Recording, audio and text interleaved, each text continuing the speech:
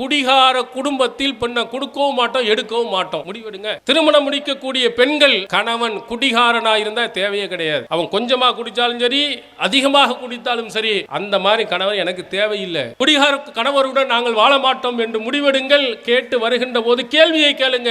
குடிப்பழக்கம் உண்டா?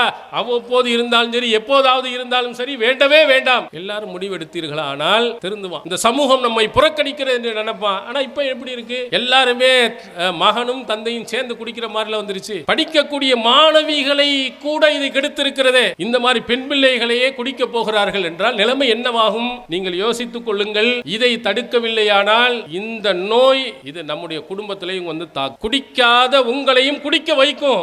சொல்லுவோம், உலகத்துல யாருப்பா குடிக்காம இருக்கான்? அந்த வீட்டுல இல்லையா, இந்த வீட்டுல இல்லையா? இது குடி கொஞ்சம் தான். தீமைகளை எப்போது நாம் தடுக்கவில்லையோ அந்த தீமைகள் நம்மளை ஆக்கிரமித்து விடும், நம்மை நன்மை செய்ய விடாமல் ஆக்கிவிடும்.